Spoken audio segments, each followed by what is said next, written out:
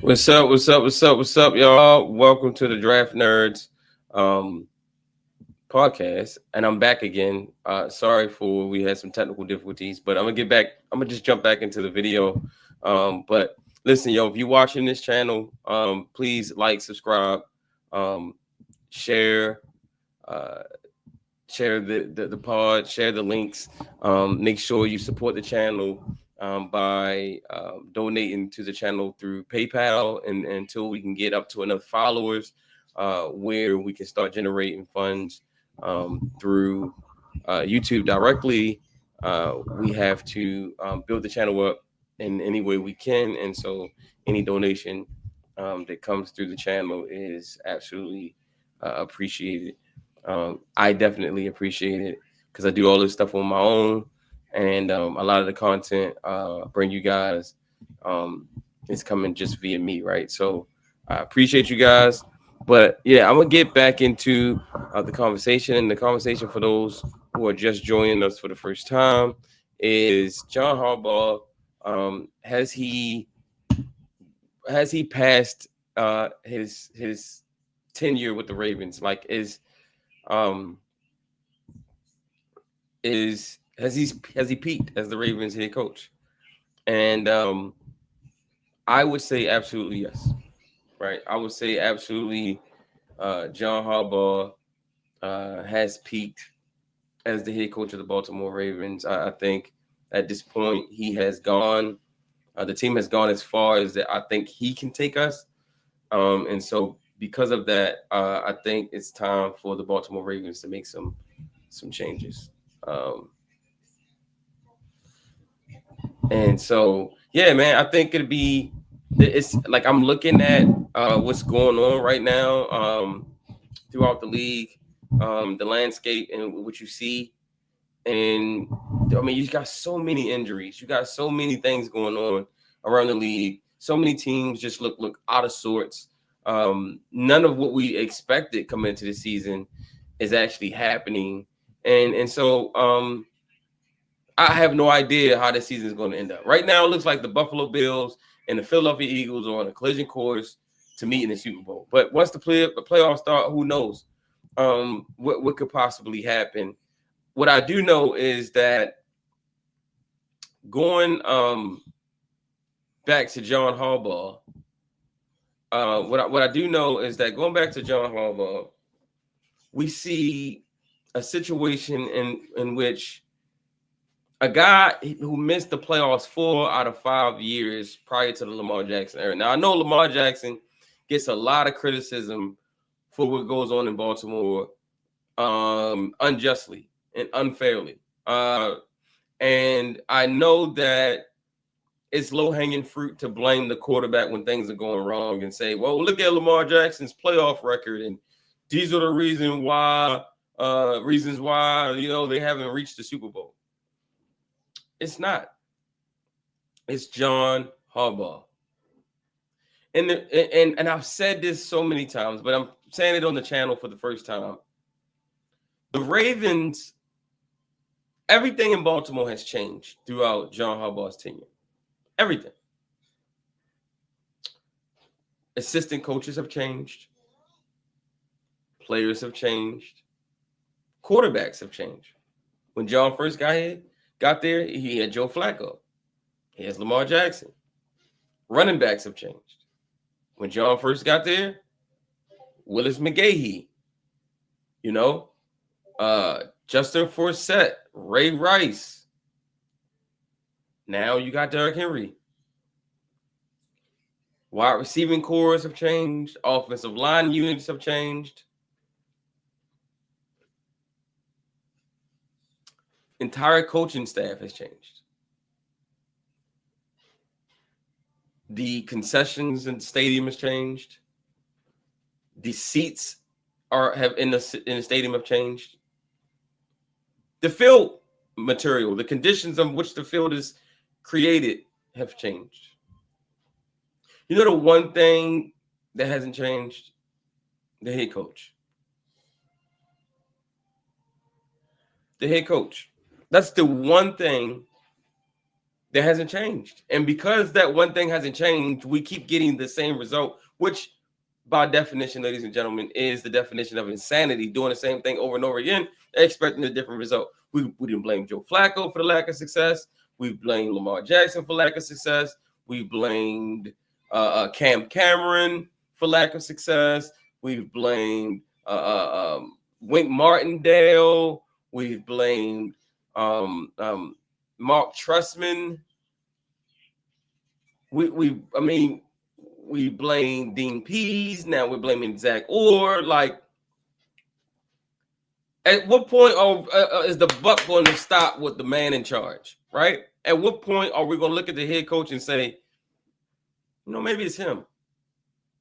Because everything else has changed. Everything else has changed, guys. Everything. And the one thing that has not changed is the head coach. And so because of that, I think it's time for him to go. I think it's time for a change. And I'm not sad or upset about the way this season has gone. I'm actually happy about it. And the reason I'm happy about it is because this is way overdue. It's way overdue. And I believe sometimes when you're having success, so to speak, it can sweep a lot of things under the rug to the point where you believe, you fall into this false sense of security that, everything is working out and everything is okay, and we're right there, and we just need a little bit and we can get over the hump. And it really clouds the reality of what's actually happening, and you're actually not as close as you think. And you're not as close as you think, not because the roster is not good enough. The roster is talented. Coming into the season, many people said that the Baltimore Ravens had the best roster in the NFL. If not the best, number 2 behind Philadelphia. Best roster in the NFL. You have 5 first-round draft picks in your secondary. You have a 2-time MVP, first-team All-Pro, top 100 quarterback, future Hall of Famer. You have a Hall of Fame running back. You have the best tight end room in the NFL. All pros everywhere. And you lose the way you did in week 1 against the Bills. Then you come out flat against the Browns, a game you won. And I kept telling people, I said, if the Browns were a better team, the Ravens would have lost that game. The Browns just didn't have enough functional talent to win that game.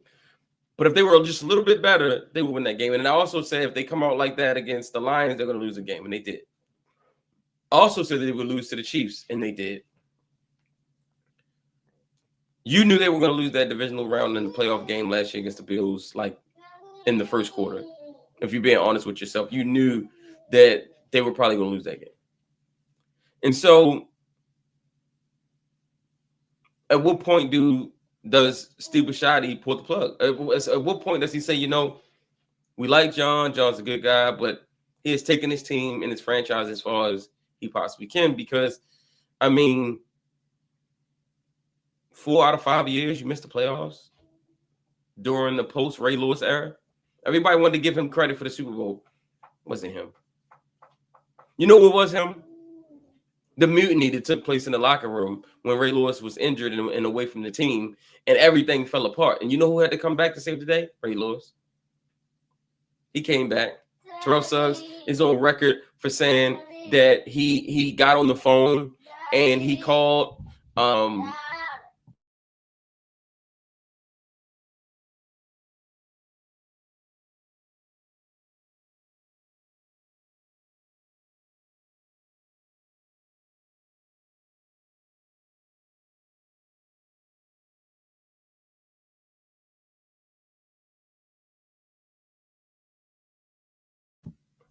sorry, y'all, my sound went out. Anywho, y'all know I have children, and the little one wants to ask questions while I'm recording, but that's the life of a dad. But the thing is, it's just that at what point are we going to say, okay, this guy missed the playoffs 4 out of 5 years? During the Ray Lewis era, Ray Lewis comes back in 2012 after the injury and says, okay, this is going to be my last ride. I need to do what I got to do to motivate this team, to get this team to the point where they're going to go to the next level. And he did, and they won a Super Bowl. And then after that, the Ravens just circled the drain for years during the post-Ray Lewis era. I just think that, like, at what point does Steve Bisciotti say, okay, enough is enough? Then you get Lamar Jackson. He comes in, he saves your job because there's reports that the Ravens and John Harbaugh had agreed to part ways at the end of the season. And so Lamar Jackson shows up, saves the day, and then all of a sudden, let's extend them. You know, let's keep going with this because it looks like John and Lamar have a good relationship, and like let's just keep going with this thing, right? And I'm just sitting there like, okay, all right, that didn't make sense. If you had conviction that he wasn't the guy to the point that you guys had mutually decided to part ways, how was Lamar Jackson coming in and winning a few games change all that?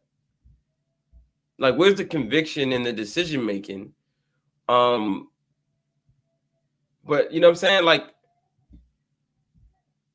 I'm just really curious as to, like, how did you have the conviction that it was over, but then it wasn't over? You know, that's the thing that I've always been curious about. And for those who don't know what I'm talking about, this is what we're talking about right here. This is what we're talking about.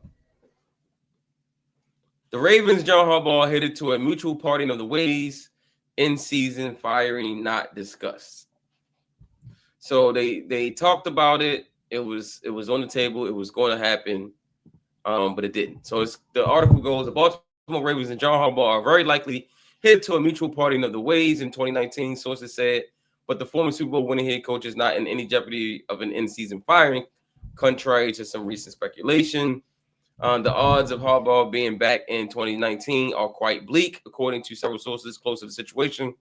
With next year set to be the final year of his contract, there will not be another 1 year extension forthcoming. I'm told Harbaugh agreed to such a deal prior to last season to avoid a looming lame duck season, and with rising general manager Eric DeCosta set to take over by Ozzie Newsome after the season and the Ravens facing a possible roster overhaul, there's a strong sense that these sides will be moving on amicably. So this was the article that came out. This was the report that came out that the Ravens and John Harbaugh had mutually agreed to part ways at the end of the 2018 season. To mutually agree to part ways with someone, in my opinion, you have to have conviction about that decision. I don't think you could just make that decision and say, okay, I think I want to fire him. I'm not sure. Like, you have to have conviction, like, this is not going to work, and we want to go in a different direction. But Lamar comes in, and they win 6 games, and they make it to a wild card, and all of a sudden it was like, let's keep going. That's the thing I don't understand. Then you get Lamar Jackson, and you've gone one and done every year in the playoffs. The Ravens have not won consecutive playoff game any year during the Lamar Jackson, John Harbaugh tenure together. They've either won the first game in the playoffs and then they lost the next one, or they didn't win the first one at all. 2019, you're the best team in the league, number 1 seed, and you lose to the lowest seed in the playoff, the Tennessee Titans, at home. You get the AFC Championship game in your house in 2023 against a Chiefs team that wasn't supposed to be as good as they had been in the past, and you score 10 points and you lose. You run the ball only, 6 times in an AFC Championship game? You lose last year in the playoffs to the Tennessee Titans, to the Buffalo Bills, because situational play calling. Everybody wants to point to Mark Andrews and say, oh, well, he dropped the ball in the end zone on a 2-point conversion. And yes, that obviously sucks. But The Ravens had been on the goal line several times in that game, and they didn't score because they took Derrick Henry off the field. Why did you go out and get Derrick Henry if you were just going to allow him to not be in the game during pivotal moments? And you saw that last week. I think he had, how many carries did he have last week? 8. Barely touched the ball against the, it's just, I don't understand the whole situation with Derrick Henry. John Harbaugh kind of threw Todd Monken under the bus this week. And he kind of had Zach Orr's back. Everyone who knows me knows that I was never on board with Zach Orr hiring. I thought it was a stupid hire, for lack of better words. I just thought that you're a team coming off an AFC Championship game. You're one game away from the Super Bowl. You're in your Super Bowl window. Why would you hire a defensive coordinator with 0 play calling experience? That makes no sense. Makes no sense. Why would you hire a defensive coordinator with 0 play calling experience when you have a team just on the precipice of winning the Super Bowl? Never made sense to me. Still doesn't make sense to me. And now they're paying for it. They had tons of candidates in-house they could have went with that would have been more qualified than Zach Orr. Anthony Weaver, for example. He was a defensive coordinator in Houston, former Baltimore Raven player, understands what play like a Raven means. He had experience as a coordinator, and he had experience as a position coach. How about Denard Wilson? He was a secondary coach in Philadelphia. He had experience a lot more than Zach Orr. So that's the thing I don't understand is that, like, you chose the most inexperienced guy in the entire defensive room and said, you're going to lead us. I thought it was an arrogant hire. I thought it was a hire made by a person who knows that they're untouchable or that feels like they're untouchable. I feel like a coach, most coaches wouldn't make that type of hire on a championship team. 1, because it's not smart, and then 2, because if it doesn't work, it gets you in a lot of trouble. But unless you're a guy like John Harbaugh who absolutely feels like he's untouchable, then I guess it doesn't matter. I think this has to be his last year. Now, some guys, I put out a top 5 list of coaches I would like to see replace John Harbaugh. And so I'm going to share some of those with you guys. We're going to talk a little bit of draft because I am the draft nerd. And we will talk about guys I could see them attacking, positions I could see them attacking in the draft this year. Bummed out about the Metabike injury. I think interior defensive tackle may be a position the Ravens may have to address very early in this April's draft, or next April's draft, I should say. So yeah, let's talk about my top replacements for head coach of the Baltimore Ravens. Number 1, I'm going to go with this guy, Jesse Minter, defensive coordinator of the Los Angeles Chargers.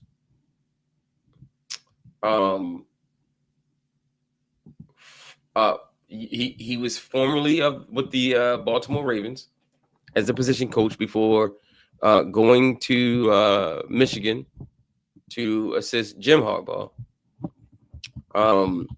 Just going to read you a little bit of his. I'm just going to read a little bit of his resume here to you. So, Jesse Minter, he began his coaching career at Notre Dame as a defensive intern. Then he left and went to Cincinnati. He went to Cincinnati, University of Cincinnati. He left Cincinnati after 2 seasons to become the linebackers coach at Indiana State, in 2009. Working his way up to defensive coordinator there. Then he went to Georgia State. Georgia State in 2012 as a defensive coordinator. During his time with Georgia State, he helped develop the Panthers defense to where they were 8th in the football bowl division, FBS. His past defense in his final season with the team while also earning a Broyles Award nomination. Then he became, he got hired by the Baltimore Ravens. He departed Georgia State to join the Baltimore Ravens in 2017 as a defensive assistant where he worked with the defensive backs. He was promoted to defensive backs coach in 2020. After 2020, he left and went to Vanderbilt in 2021 as their D coordinator and safeties coach. And then he went to Michigan as the defensive coordinator in February of 2022. And then he left, obviously, Michigan and went to LA with Jim Harbaugh. This is a guy I think would be a great replacement for John. One, I like his age. I like that he has spent time with the Ravens. He knows the culture. I like that he's a defensive mind. I've been a Ravens fan since 1996. I understand the culture of the team and how defense is in the DNA of the team. And I think when the Ravens are good on defense, the Ravens are good. And we've lost some of that. I think this is a guy who will come in. He'll be innovative. I think he'll hire some good coaches to go around him. I would like to think that he would probably hire some veteran coaches that would be able to support him. He would be inheriting, to me, in my opinion, the best front office in the NFL. I mean, when you think about Ozzie Newsome and Eric DeCosta and Sashi Brown and Steve Bisciotti's probably the best owner in the league, and the scouting department and how good they scout and how they find players in all areas of the world and the country. And these guys show up and they play ball. He would do really great as the Baltimore Ravens head coach. Another guy that I would love to see, and this guy, to me, is the complete opposite of Mr. Jesse Minter, and that's John Gruden. I think John Gruden, after being away from football, has learned his lesson. I think, what happened to him, he deserved it to what happened to him. He some dirty laundry got aired, and he paid a price for it. I thought it was kind of messed up what happened to him, because when you think about it, the issue had nothing to do with him. They were investigating Daniel Snyder, and they threw him under the bus, and he became like a scapegoat. That's how it is, man. Don't love the things that he quote unquote said, but at the end of the day, he's a football coach, and his players love him. By the way, his players had nothing but great things to say about him. So, in my opinion, we're talking about a guy who he's done exactly what the Ravens would be hiring him to do. He's already done it. If you remember back in the day, Tony Dungy was the head coach of the Tampa Bay Buccaneers. Loaded roster, talented, but they just kept flaming out late. They just kept flaming out in the playoffs. They just couldn't get over the hump. They was just failing to meet expectations. And then come they trade for John Gruden. I think that was like one of the first trades for a head coach I had ever seen. The Bucs trade for John Gruden. He comes in and he wins the Super Bowl. And everybody said, oh, well, he won that Super Bowl with Tony Dungy's team. Well, no, duh. Because Tony Dungy couldn't win the Super Bowl with the team. He came in. He created an offensive identity because he's an offensive mind. He started off under Bill Walsh and in that system. He was part of one of the greatest coaching staffs I've ever seen. In the Green Bay Packers, when they had Mike Holmgren, the head coach, you had Andy Reid on the staff, you had John Gruden on the staff, you had Steve Mariucci on the staff, you had Ray Rhodes on the staff. This was a loaded coaching staff.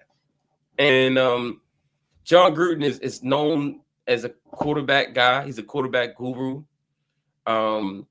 He has a unbelievable understanding and knowledge of the West Coast offense, which I think Lamar Jackson would thrive in.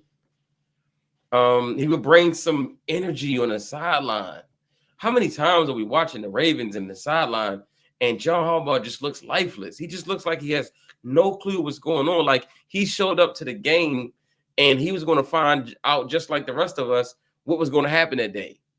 Like he had no idea what the game plan was. Like he had no input on it, and he was going to be surprised just like us when the football got to be played. John Gruden would give the locker room so much juice, the quarterback room, like the way he would be able to help Lamar from just a mental standpoint,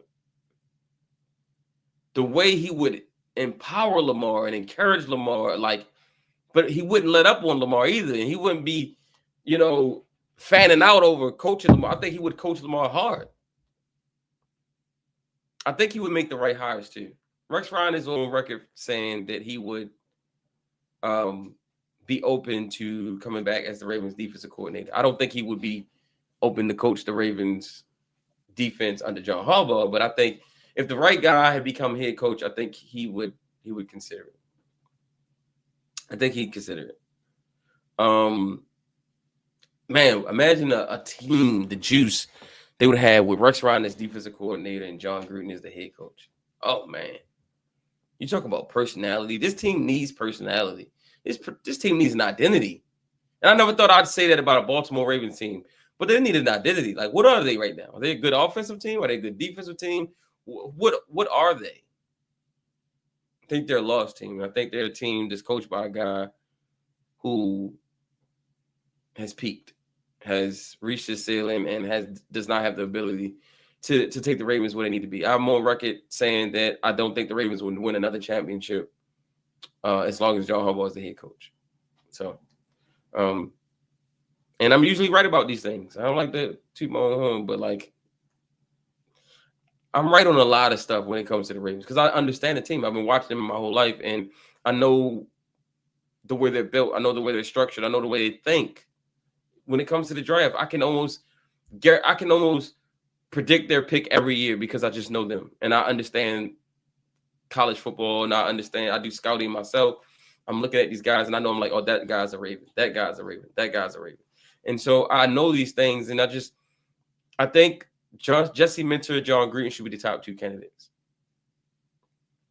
Then we go to another guy that I would love to see be the head coach.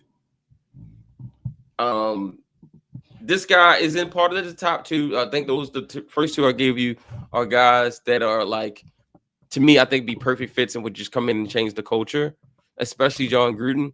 I'm a little bit scared about Jesse Minter because of the age and the youth, and this team is ready to win now. I don't know if we need a coach that's going to come in and suffer through a bunch of growing pains before, finally hitting his stride. But still, I think he'd be a great coach for the Baltimore Ravens. And number 3 of my top 5 head coaches that I love to see replace John Harbaugh is none other than this gentleman right here. And we're going to drum roll. And there you go. This gentleman right here, Mr. Brian Flores. And I wanted my drum roll, so let's do it.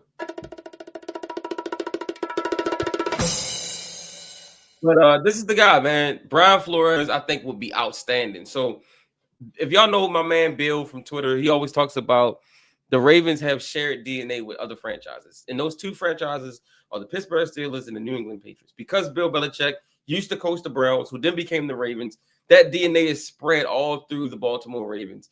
Ozzie Newsome was given his first job in the front office under Bill Belichick, right? I think he was on the coaching staff. And then when he came to Baltimore,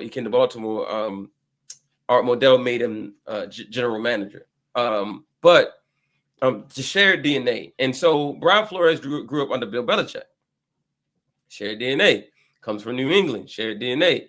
He understands what we understand is that to win a championship, you got to have certain things. One, you got to be able to play defense. Two, you got to be able to run the football. And you don't have to be the greatest running team in NFL history. You just have to be able to run the football in key moments and stick to the run game in key moments. Utilize the run game in key moments. When you think about the 2012 Ravens, as good as Ray Rice had been in his career, he didn't have a lot of memorable runs during that playoff run. It was Joe Flacco airing it out.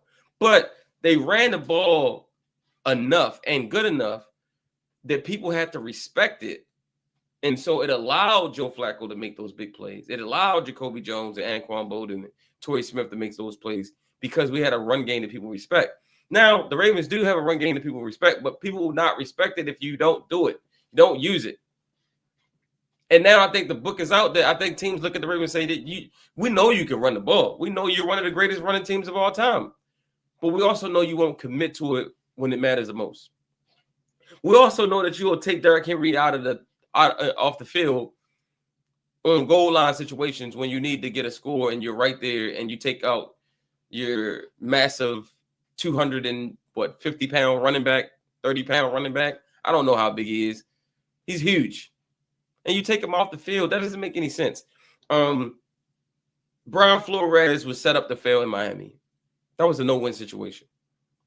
Okay? It's a no-win situation. He was never going to win in that situation. But the team was competitive under him.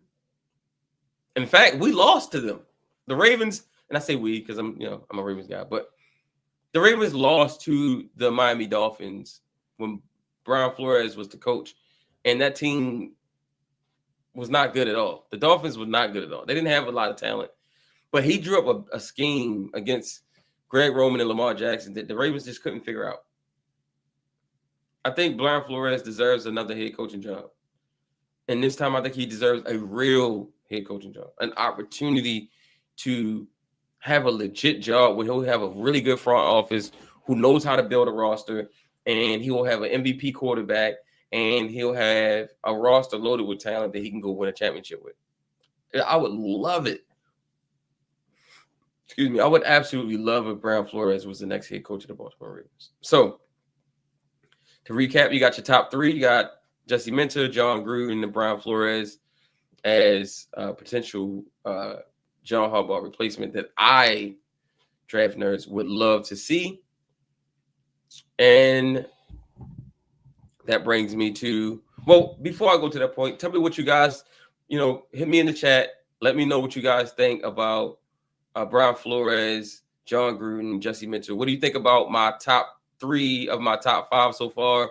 Yay, nay, you like it, you don't like it. Tell me what you guys think about my list so far of John Harbaugh replacements.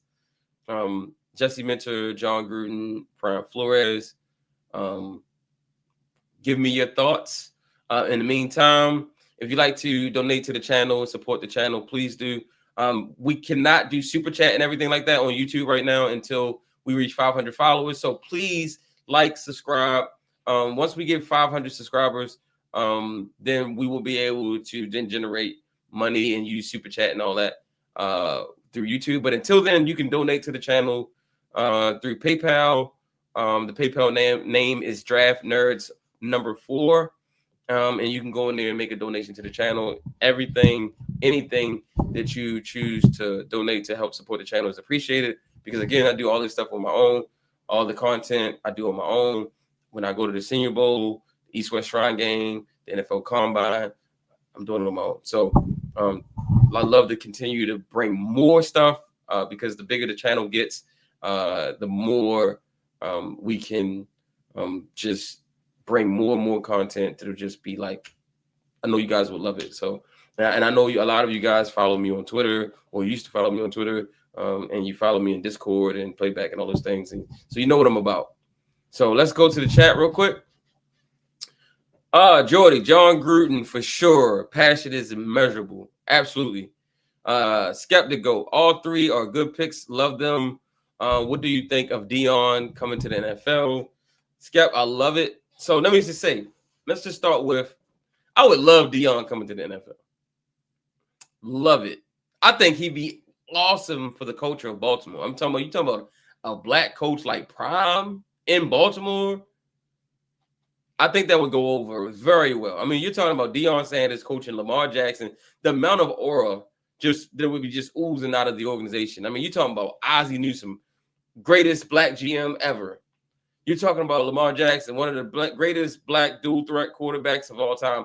Matter of fact, I'm sorry, not one, the greatest dual threat quarterback of all time. And then you have Deion, Neon, Primetime Sanders, the greatest cornerback to ever lace him up, in my opinion. The most entertaining defensive player that I've ever seen, coming with everything that he comes with as the head coach of the Baltimore Ravens. I think that would be unbelievable. His health issues concern me. And I think, with Steve Shoddy hiring a coach, I think something like that would also concern him. Like, how long are you for this job? Because, you have spent some time away from your team due to medical conditions. And being a head coach in the NFL is even more grueling than college. And so I'll be interested to see what that, if his name comes up as a potential candidate when that time comes, because I've told people before, the minute that John Harbaugh is dismissed as the head coach of the Baltimore Ravens, this will be the most sought out or sought after job in sports. You understand? Not just football, in sports. Baltimore is one of the premier franchises in all of sports. And the minute that head coach job becomes available, it will be the most sought after. I believe there will be coaches who have jobs currently interested in coaching the Baltimore Ravens. That's how. That's what one of those premier, like Kansas City, Baltimore, the Steelers. That's one of those jobs that people are just like, yo, I want that job, because I know if I get that job, I'll have stability, I'll have support, I'll have structure, I'll have a front office that actually know how to find players. And I think that would just be, I think it'd be awesome. Again, Jordy says, John Gruden for sure. Passion is immeasurable. Also, Jordy, you are sounding like a robot most of the time, dude. It's understandable. You just sound like, oh, I got a robot filter? Really? Hold on. I'm glad someone said something, because my daughter was over here playing with this voice thing, and it just, I don't know if she changed anything. Hold on. I sound like a robot. Hey, I'm gonna change something. Tell me if it changes anything. 1 second.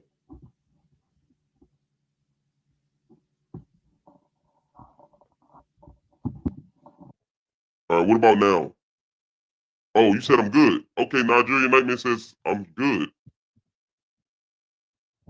Anybody else can, the chat, help me out. This is a live stream, so help me out. Do I sound good? Oh, now I'm deep. Okay. Let me just change it. Oh, that was a robot.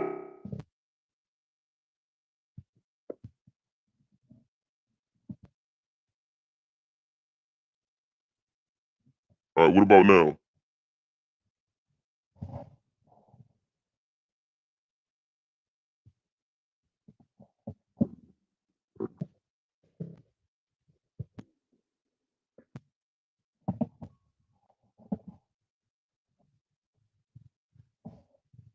Deep but deep but clear.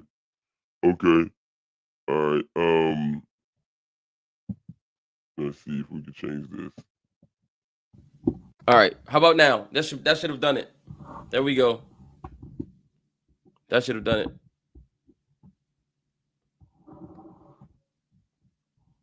How about now? Am I good? Still deep?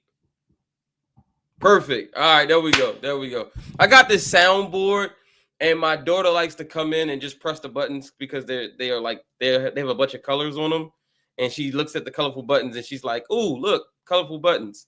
And so I appreciate that. I appreciate that. Thank you. All right. So anywho, we were discussing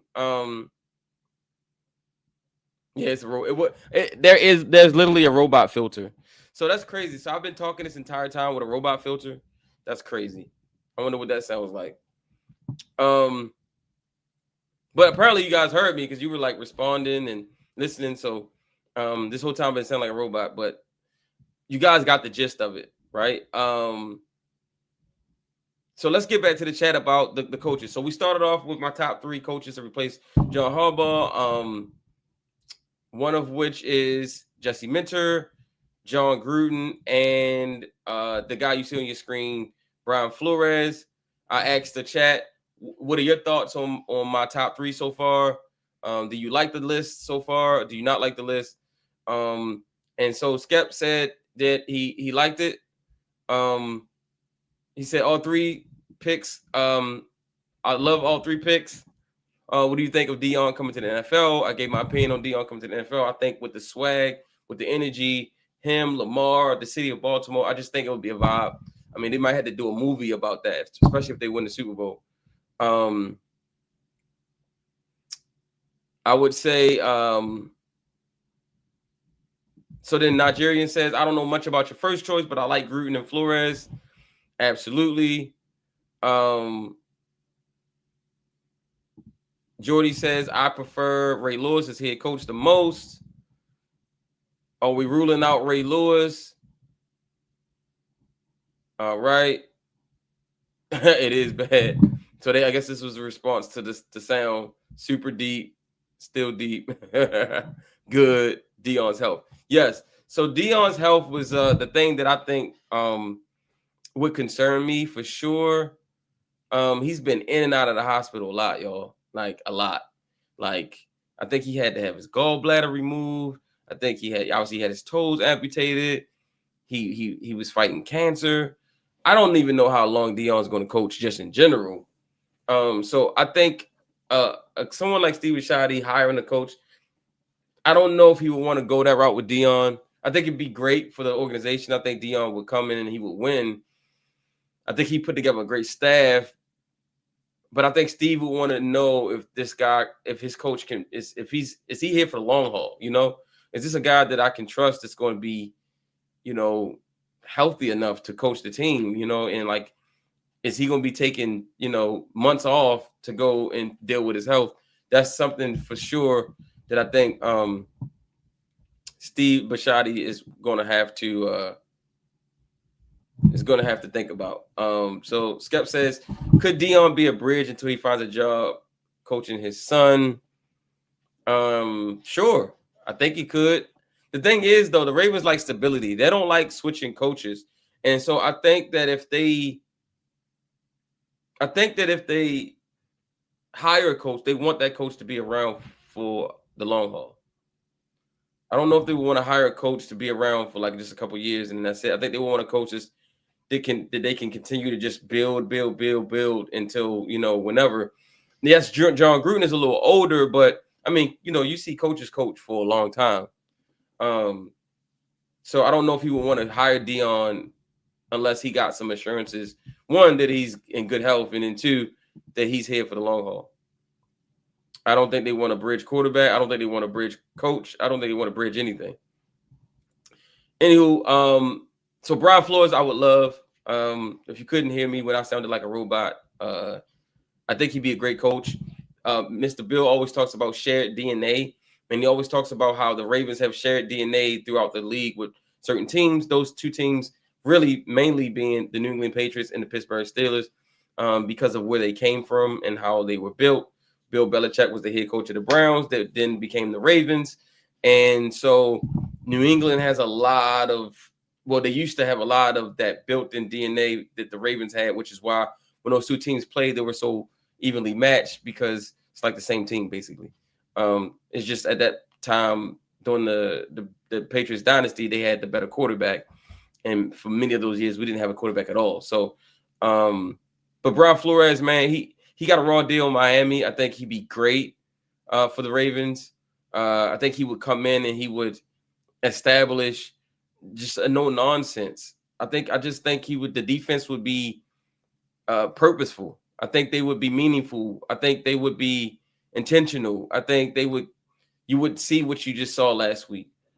I think guys like Marlon Humphrey wouldn't have in-season podcasts.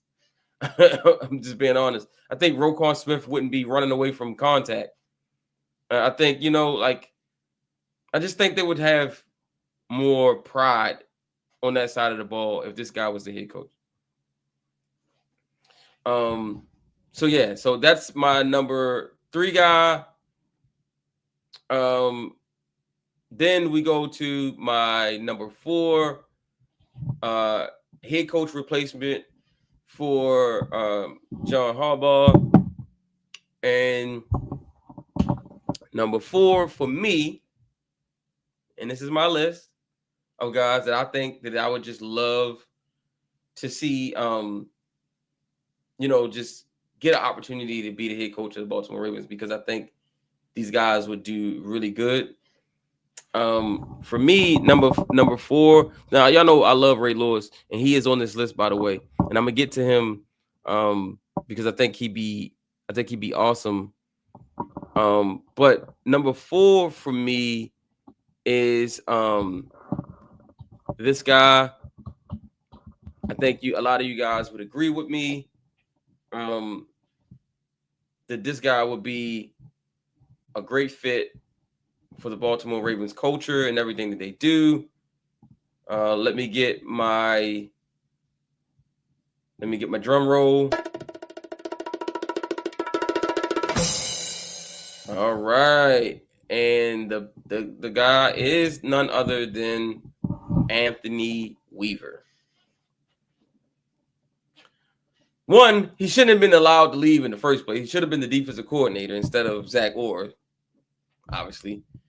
2, he played for the Baltimore Ravens. And when I say he played during a time when they were actually really good on defense, dominated on defense. He played with Ray Lewis. He played with Ed Reed. He played with Terrell Suggs. He played with all of those guys that we know and love as great Ravens on defense. He was there. He was on that defense, and he was a part of it. He was actually productive. But that aside, he's a good coach. He's a good communicator. He's a man's man. So I think when he speaks, other men listen. When he's giving out information and teaching things to young defensive linemen, they listen because they're like, this dude literally was a draft pick of this team at this position. He knows what he's talking about. So I think Anthony Weaver would be a great option as the next head coach of the Baltimore Ravens. I think he come in and he immediately reestablished the culture in which we know and love as the Baltimore Ravens. I think he bring back some familiar faces too. I mentioned Rex Ryan being the D coordinator for John Gruden's Ravens team if he got the job. I think he'd also consider coaching the defense for Anthony Weaver as well. And so what do you guys think about Weaver?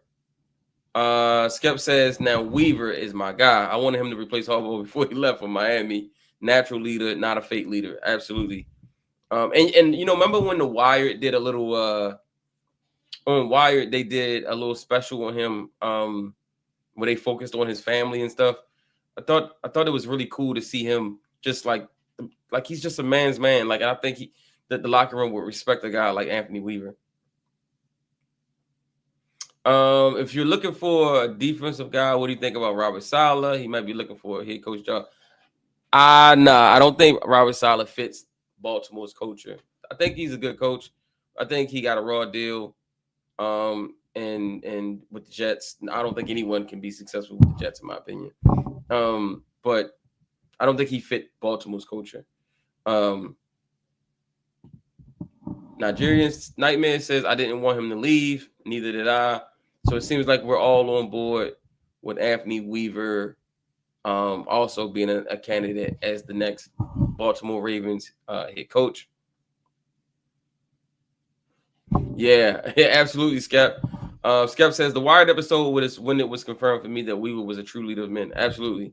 That was special. And then did you know that he was in charge of leading the coaching search for Todd that ended up with Todd Monken as the OC. So he not only showed that he can coach defense, but he also showed that he can hire coaches. Because Todd Monken was his hire. So yeah, I think, man, I would love to see Weaver as the next head coach of the Baltimore Ravens. Skep says, do you think Harbaugh sticks around in the front office? I do not. At one point I did. I thought that he would just, he would hang it up and just go into the front office. I think he could for sure. And the way he's been talking, like he said, he's talked to his dad about, when do you know it's time to walk away and things like that. If he's asking his dad that, then that tells me he's been thinking about the end. I, for some reason, think John will want to continue coaching, and this is why I say no, because I think he would want to continue coaching. I think he would find somewhere else to go to coach.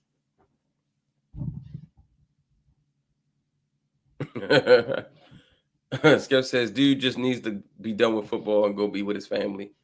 All right, so then number 5 for me would be this guy. Now, this guy, veteran head coach, he wouldn't be a long-term hire, but I think if you're trying to get the most out of the roster and get a championship, I think this guy could be a really good option for us.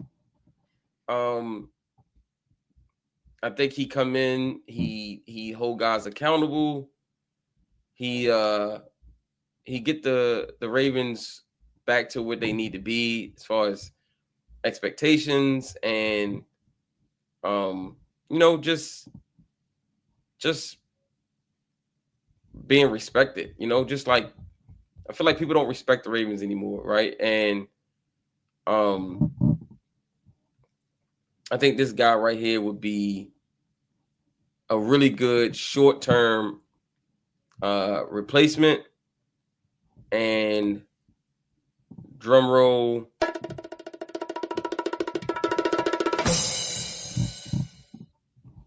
None other than the great Bill Belichick. Now, hear me out. I know some of y'all gonna be like, "Oh man, he's 70-something years old." Blah blah blah. Yeah, Pete Carroll 70-something. He just got head coaching job. Andy Reid ain't no spring chicken.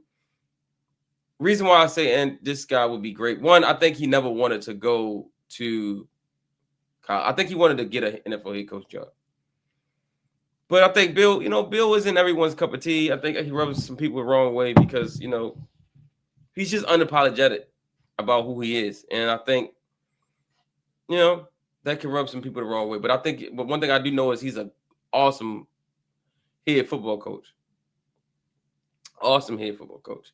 I think he get the most out of this defense. When you heard him talk about the Ravens last year when he was on the Pat McAfee show, he just talked about how he loved the talent and the players on the team and how they just, the only thing that could beat the Ravens was themselves. And one thing about Bill Belichick's teams is they never beat themselves. He always preached, do your job, right? Do your one-on-one. And if you don't do your job, you won't be on the field. And I feel like we don't have that type of accountability right now on the Ravens. I think Bill will be great as the next head coach of the Baltimore Ravens. And I think he'd be awesome. I think he'd get us to the Super Bowl in his first year as the head coach, in my opinion. Skep says, is his girlfriend coming with him? Man, that is yeah. Hey, man, I don't knock him, man. Bill, do your thing. But my final coach, now I did a top 5, but this is my bonus coach that I think should replace John Harbaugh. And it is none other than the great Mr. Ray Lewis. A lot doesn't really need to be said, but this is the guy I think to get the Ravens, I think he would. I mean, he created the culture in Baltimore, so I think he's the perfect person to reestablish it, especially now that it's kind of gone.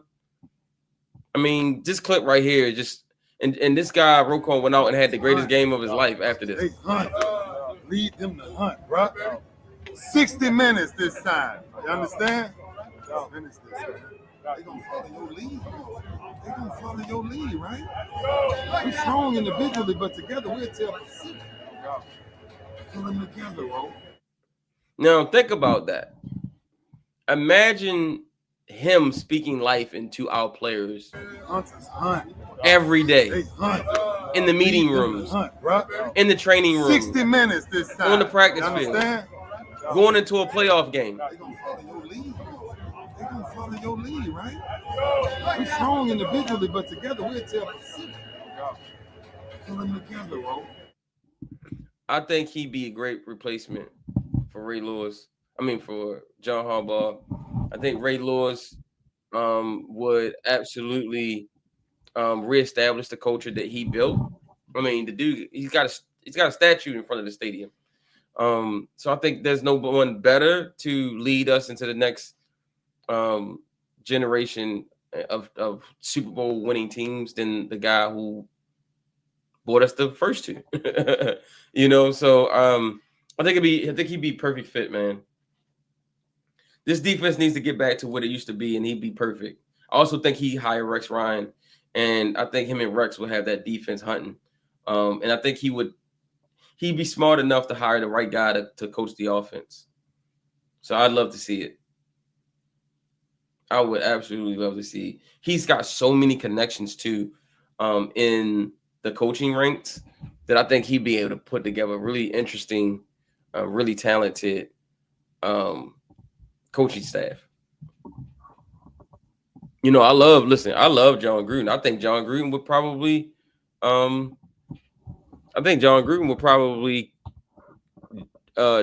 be the OC for Ray. I really do. I think I think he wants to coach that bad. I think if Ray said, "Hey man, come be my OC," I think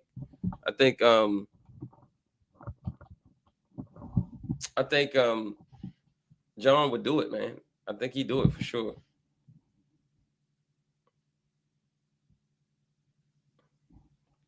So I want to say this. So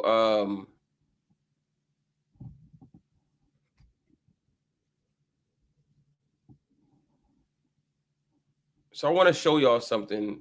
What Rex said about Ravens defense.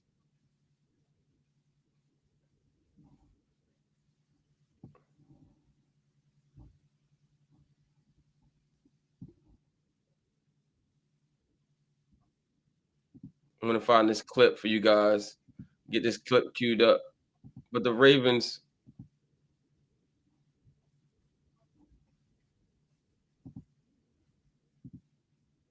I don't think the Ravens. I just think when Rex talks about that he would love to coach the Ravens again.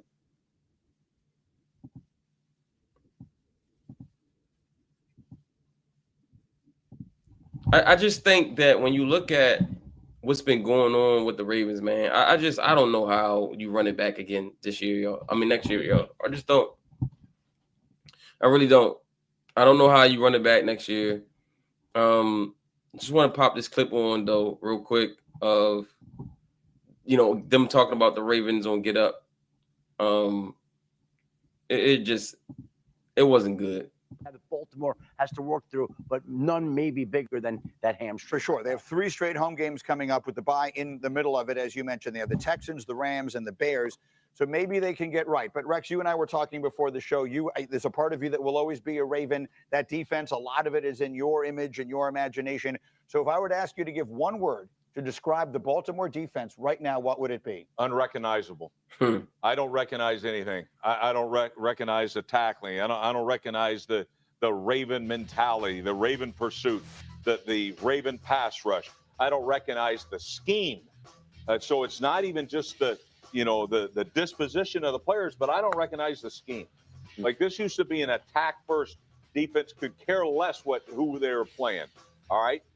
And to me, I don't recognize it. And certainly don't recognize the results. This is the worst defense in the National Football League. Say right that now. again. Yeah. The worst defense in the National Football League. When going into the season, I think they're going to be the best. The Baltimore Ravens. The Baltimore Ravens. Now, look, last year we saw this too. For the first 5 games of the season, they couldn't stop a nosebleed, and then at the end of the season, they turn around. I don't see the same thing here. I don't know where it's coming, and because like I say, they're going to have to do some soul searching here. We got to play better without question. We got to play with that Raven mentality, that Raven pride. I don't see that. Rex, yeah, you talk about scheme a little bit. That Thornton play is, I don't understand letting a vertical go down the middle of the field. All right, so what are our thoughts, y'all? If you hear the way Rex talks about the Ravens, y'all, he even still says we. He has so much passion and so much love for this organization.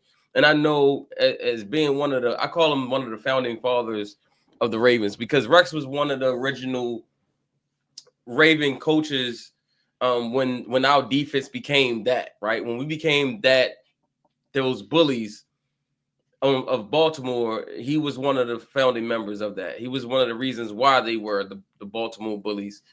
And I know he's itching to get back out there. I know he wants to coach again. He said he'd be interested in being a D coordinator. He'd be interested in being a head coach. I wonder if the Ravens would interview him as a head coach. I think Rex has learned a lot from his first stints as a head coach in the NFL. I mean, he was mildly successful. He took the Jets to the AFC Championship game twice. The Jets. I mean, that in itself is like, that's great right there. I mean, like, he's still the greatest Jets head coach in the past 2 decades. As much as he got grief on his way out of New York, there still hasn't been a coach in New York that's been better than him. No one has gotten the results that Rex got. Even, I mean, shoot, Rex had Buffalo looking okay. So, I mean, I think they went to the playoffs and they won a playoff game with Rex, with Tyrod Taylor as the quarterback. So, yeah, I mean, Rex has his issues, his flaws, but so does every coach in the NFL. I would bring him back as head coach. I'd bring him back as D coordinator under the right head coach, Ray Lewis, John Gruden. I would love a staff with John Gruden as head coach, Rex Ryan as D coordinator, Ray Lewis as head coach, Rex Ryan as D coordinator. I would absolutely love it. Or Rex as head coach and Ray Lewis as the defensive coordinator. Whatever they do, though, they got to make sure that if it's defensive coaches coming in, we got to make sure that offense got a guy, too. We got to make sure the offensive coordinator is somebody that can really take the team to the offense to the next level. That's why I like Gruden, because Gruden is an offensive guy. So if he was to hire Rex or Ray as his D coordinator, he's going to take care of the offense. He's going to let them take care of the defense. So those are my guys, man, of replacements for John Harbaugh that I would love to see. Things got to change, and they got to change like quickly. Matabike going down in the for the season is terrible. It's awful, and it sucks really. So I think the Ravens need to be looking at the D tackle position heading into next season. I think they really do. I think they have to look at they just have to look at like the trenches. They've ignored the trenches. I think part of the reason why they're not that good is because they've ignored the trenches for like far too long. And I don't think you can continue to do that. I think you have to acknowledge that like this defense is just like getting whooped in the trenches is unacceptable if you're the Ravens. Like if you're a Ravens fan, if you're a Ravens front office member, if you're a GM, an owner, like the trenches being as bad as it is just absolutely unacceptable.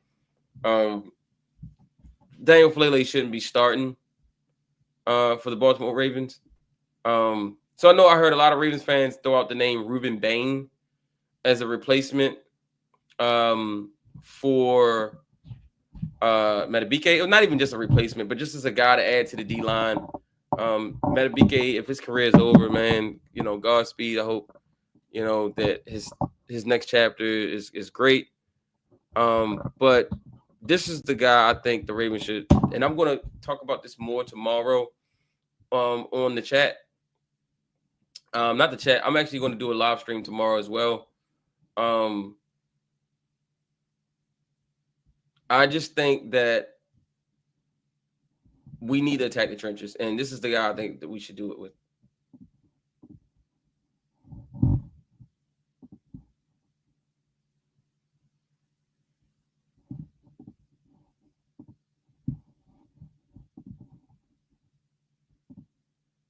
This is the guy. This is Peter Woods, defensive lineman for the Clemson Tigers, and this guy is just a bully. He is nasty. He is nasty. He is dominant. He is nasty, and I mean, if you just watch how he sheds this block. Yeah, he didn't make the tackle, but look at this. I mean, he throws the is it the guard? He throws the guard out of the way completely, and then takes on the running back in the hole who was coming. Was it a running back or who came across? There was a receiver coming across, and the running back on the block, and he just, I mean, nasty. I want to show you guys a little bit more of this. Peter Woods. Now, to give you a little bit understanding of who Peter Woods is, this is who he is.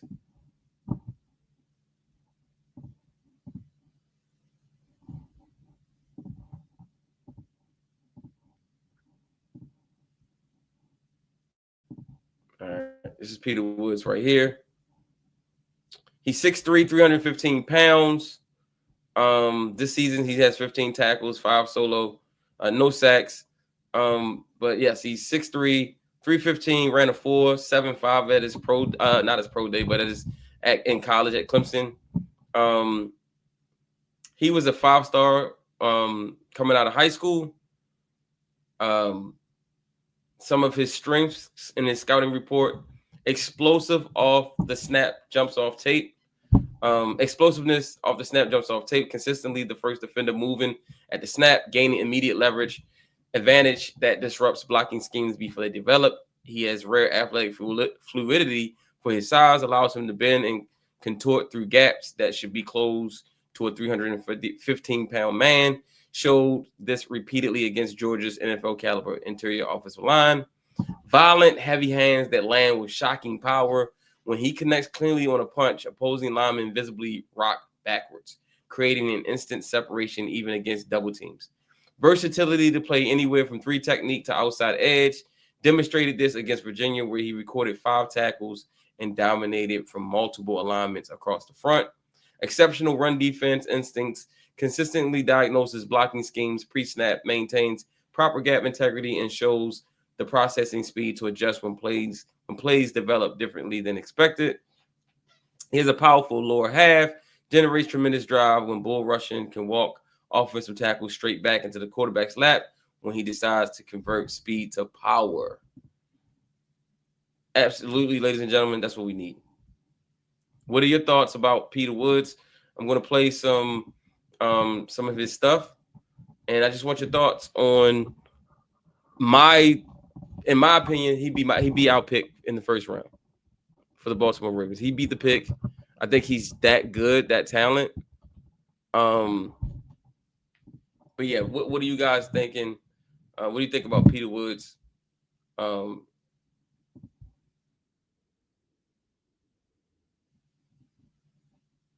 let's look at him a little bit here.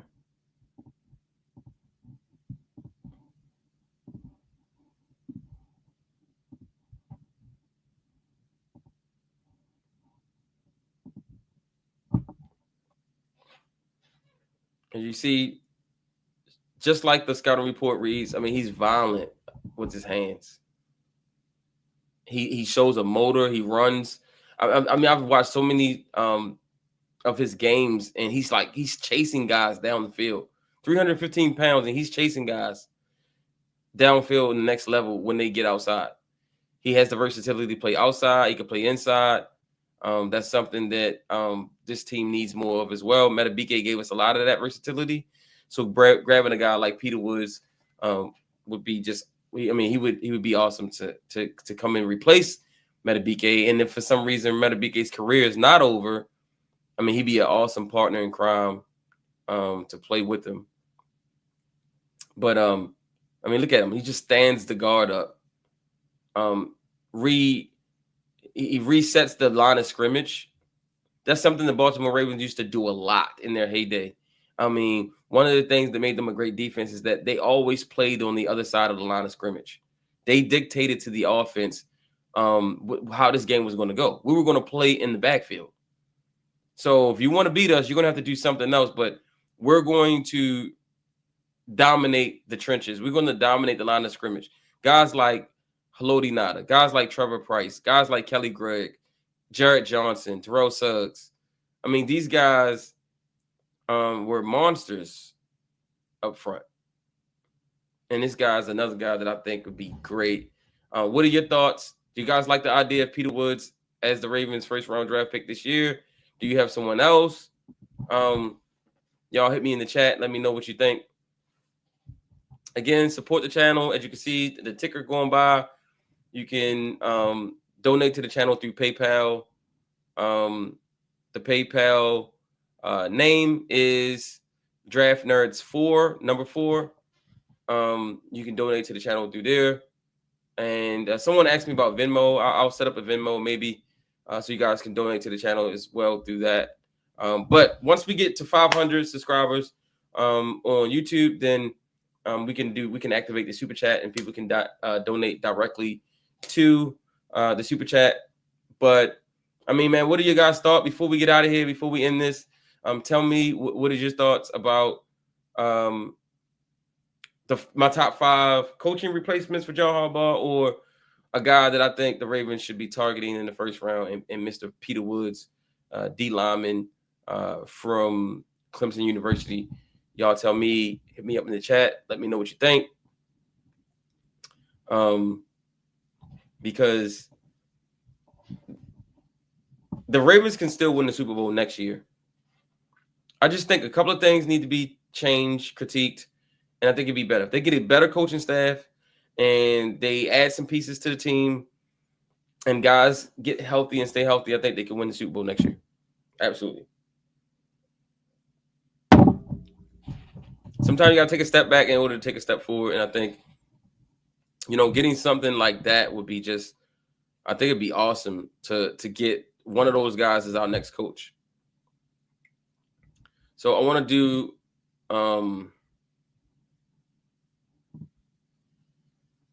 while I'm waiting for you guys to respond.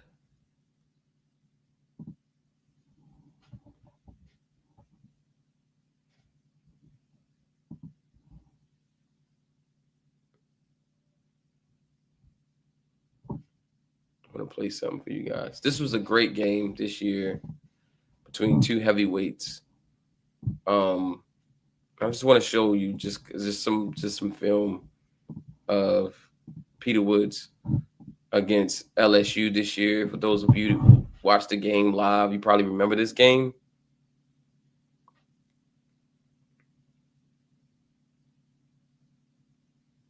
I mean, he's so violent. He's number 11 right in the middle of your screen. You'll see him when they line back up. But he's number 11.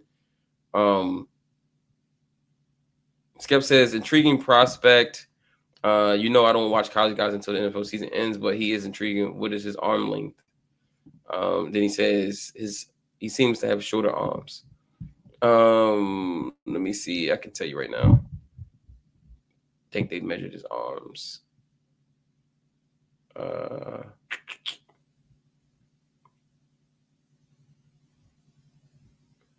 don't know. I don't see it on here, but I'm sure I can find it. And I'm sure you probably already found this, Scott, which is why you're asking. But the arms don't matter to me. I think he has so much functional power and play strength in his arms and in his legs. It doesn't really matter. And I don't think we'll really know what his arm length is until the combine, because these college websites lie about the measurables of these players, I guess to make them look better and to get them drafted higher. But so once they get to the combine, we'll really know. Senior Bowl, we'll know what the real measurables are. But I really like this kid a lot. I do like Ruben Bain as well. I really do. I don't want to make it seem like I don't like Ruben Bain. I do like Ruben Bain. I think he's a dog. I just don't know. I don't know. I don't know if that'd be. I don't think he'd be the pick. I think he end up going somewhere else. But I wouldn't hate it. Mike Green ended up being a Raven, so why not, right? But I think if you add this kid right here to the defense, with the second year of Mike Green, because I do think Mike Green is going to be a stud for us, especially when we get a better defensive coordinator. You put this kid right here on that D line. I think they do re-sign Travis Jones. I think that'd be smart to bring him back, especially with Matabike's career being in doubt. I think you definitely try to sign Travis Jones. And I know he's been a disappointment. I know he's always injured, and it seemed like the same stuff. But I think he still has enough talent that that's useful to us. So I think if you get this kid right here, along with Travis Jones, I think you got CJ Okoye, who I think will work his way into the regular rotation next year. I think you partner that with Tavius Robinson, and you partner that with, maybe Matabike returns. If he does, that'd be great. I mean, then you're really talking about having just a bunch of wild dogs up front, a bunch of wolves up front, a bunch of, just guys that just want to play violent and wreck the line of scrimmage. I think that'd be exciting to see that. Watch this play. Ugh. And that's the play we watched a few minutes ago, but like just the way he's just violent. And we need that, man. We need that. And that way our linebackers can just fill those holes and just make tackles. So I love it.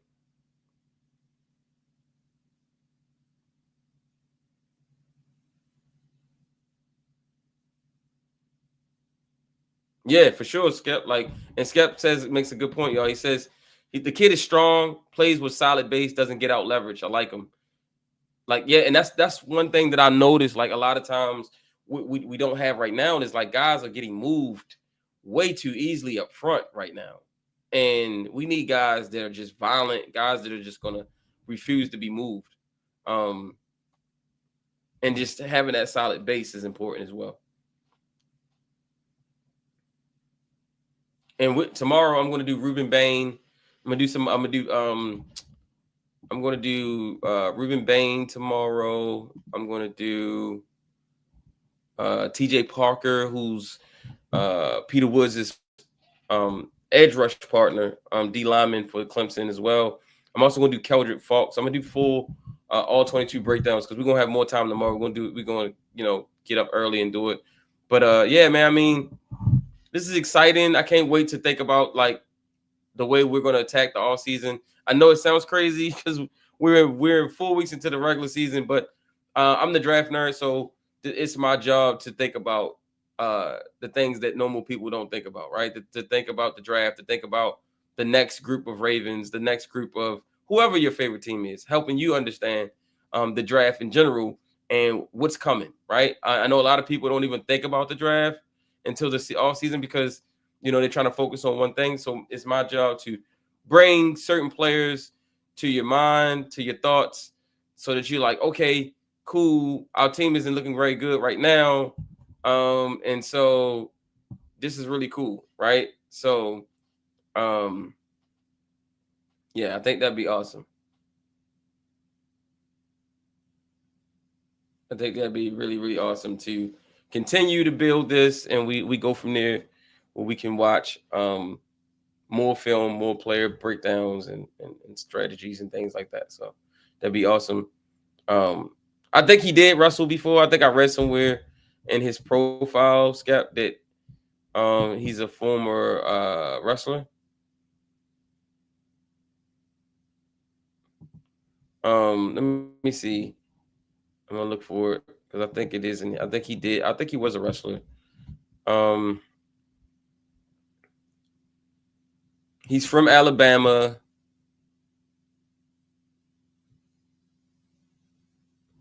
He was a 7-8A state champion.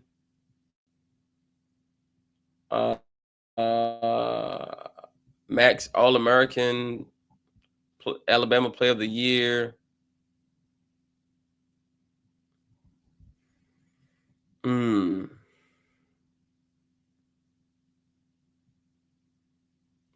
Alabama native start tour through high school competition with Thompson, stacking.